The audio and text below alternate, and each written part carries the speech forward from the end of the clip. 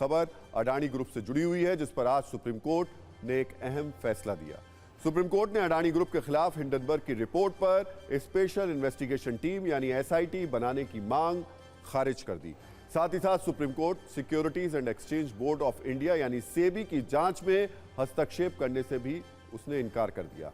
और अडानी ग्रुप के खिलाफ जिन 2 मामलों की जांच अभी तक पूरी नहीं हुई है, सेबी को 3 महीने के अंदर जांच पूरी करने के आदेश भी दे दिए। अडानी ग्रुप के खिलाफ याचिका दायर करने वाले याचिकाकर्ता इन तीनों खबरों से निराश हैं, जबकि अडानी ग्रुप इससे खुश है। अडानी ग्रुप इतना खुश है कि खुद इसके चेयरमैन गौतम अडानी ने एक पोस्ट किया जिसमें लिखा था सत्यमेव जयते। उन्होंने ये भी लिखा कि कोर्ट के फैसले से पता चलता है कि सत्य की जीत हुई है। सत्यमेव जयते में मैं उन लोगों का आभारी हूं जो हमारे साथ खड़े रहे। भारत के विकास की इस कहानी में हमारा योगदान जारी रहेगा। जय हिंद। करीब 1 वर्ष पहले 2023 के जनवरी महीने के आखिरी हफ्ते में हिंडनबर्ग ने अडानी ग्रुप पर कई खुलासे किए थे, जिसके बाद सुप्रीम कोर्ट ने सेबी को पूरे मामले की जांच करने के लिए कहा था और उस जांच पर नजर रखने के लिए एक एक्सपर्ट कमेटी बनाई गई थी। अडानी ग्रुप के खिलाफ जांच शुरू हुई थी। तब से अडानी ग्रुप को कई झटके लग चुके हैं, लेकिन अब धीरे धीरे अडानी ग्रुप इन झटकों से उबर रहा है। सुप्रीम कोर्ट के आज के फैसले को अडानी ग्रुप अपने लिए राहत वाला मानकर चल रहा है। हालांकि सेबी की जांच अभी भी जारी है। दरअसल अडानी ग्रुप के खिलाफ 24 मामले सेबी के पास पहुंचे थे, उनकी शिकायत हुई थी। इनमें से 22 मामलों की जांच सेबी कर चुका है। अब सिर्फ 2 मामले बचे हैं। याचिकाकर्ता ने सभी मामलों की जांच सेबी के हाथ से लेकर एसआईटी से कराने की मांग की थी, जिस पर आज सुप्रीम कोर्ट ने अपना फैसला सुनाया। चीफ जस्टिस ने अपने फैसले में कहा कि बिना पुख्ता आधार के जांच सेबी से ट्रांसफर करने का कोई आधार नहीं है। मीडिया रिपोर्ट्स के आधार पर सेबी की जांच पर संदेह करना या किसी निष्कर्ष पर पहुंचना सही नहीं है। एक याचिका में सुप्रीम कोर्ट की पुरानी एक्सपर्ट कमेटी की जगह एक्सपर्ट्स की नई कमेटी बनाने की मांग भी की गई थी। इस पर सुप्रीम कोर्ट की बेंच ने कहा कि यह सुप्रीम कोर्ट की बनाई गई पुरानी कमेटी के साथ बहुत अन्याय होगा और लोग सुप्रीम कोर्ट की ओर से नियुक्त समिति में काम करना बंद कर देंगे। सेबी के अधिकार क्षेत्र में प्रवेश करने की सुप्रीम कोर्ट की शक्ति सीमित है। हम सिर्फ ये देखेंगे कि क्या मौलिक अधिकार का उल्लंघन हुआ है। कोर्ट ने आगे यह भी कहा कि जांच को ट्रांसफर करने की शक्ति का प्रयोग असाधारण परिस्थितियों में किया जाना चाहिए। ठोस वजह के अभाव में ऐसी शक्तियों का प्रयोग नहीं किया जा सकता। सुप्रीम कोर्ट ने सरकार और सेबी से कहा कि भारत सरकार और सेबी इस पर गौर करेंगे कि क्या शॉर्ट सेलिंग पर हिंडनबर्ग रिपोर्ट द्वारा कानून का कोई उल्लंघन हुआ है और यदि ऐसा हुआ है तो कानून के अनुसार कार्रवाई करें।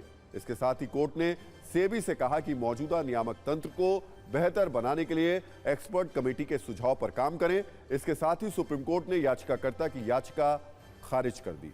अब सवाल यह कि क्या आज का फैसला अडानी ग्रुप के लिए राहत वाला है या इसमें अभी सेबी की जांच पूरी होने के बाद ही कुछ कहा जा सकता है। इस पर हमने एक्सपर्ट से बात की, सुनिए उनका क्या कहना है।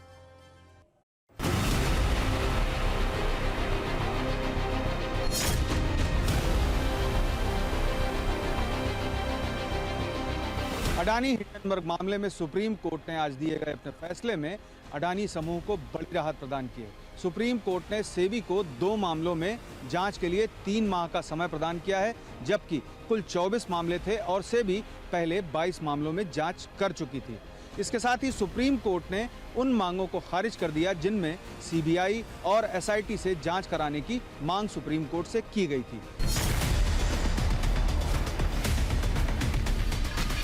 पहले भी कहा था कि हिंडनबर्ग जो एसोसिएशन है या कंपनी है बाहर की, उसका काम ही ये है कि मार्केटों में ऊपर नीचे उसको कराया जाए, उसमें हलचल करी जाए। इसलिए उनका पर्सनल इंटरेस्ट था इन चीज़ों में। लेकिन कोर्ट ने ये भी कह दिया है कि सेबी की रिपोर्ट जो है उसकी प्राइमेसी होगी और कोई रिपोर्ट उसके ऊपर नहीं आ सकती।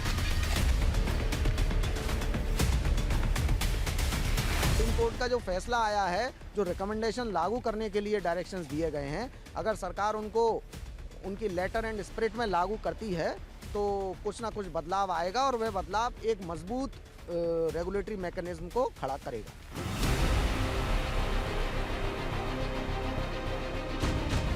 अगर सेबी ये चाहता कि ये जो जांच है ये एक निष्कर्ष तक पहुंचती तो बहुत पहले पहुंच सकती थी।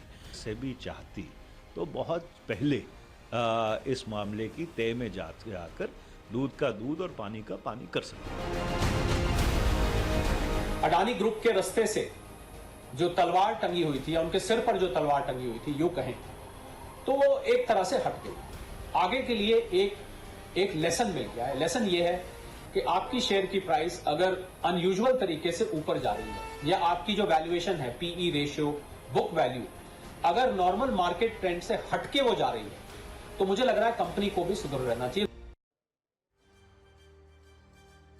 वैसे आपको बता दें कि जनवरी 2023 में हिंडनबर्ग रिपोर्ट में अडानी ग्रुप पर धोखाधड़ी और मनी लॉन्ड्रिंग का आरोप लगाया गया था। हिंडनबर्ग रिपोर्ट में दावा किया गया था कि अडानी ग्रुप की सभी 7 प्रमुख लिस्टेड कंपनियों पर बहुत ज्यादा कर्ज है। ग्रुप की सभी कंपनियों के शेयर 85% से ज्यादा ओवर वैल्यूड हैं और अडानी ग्रुप ने शेयरों में हेरफेर की है। अकाउंटिंग में धोखाधड़ी की बात कही गई थी। ये हिंडनबर्ग के आरोप थे। इन्हीं आरोपों पर जांच शुरू हुई थी। तब अडानी ग्रुप को काफी नुकसान भी हुआ था, लेकिन इसके बाद धीरे धीरे अडानी ग्रुप के शेयर्स ने वापसी की। फिलहाल सेबी की जांच वाली सुई इस मामले पर है। आगे क्या नतीजा निकलता है, इस पर हमारी नजर रहेगी।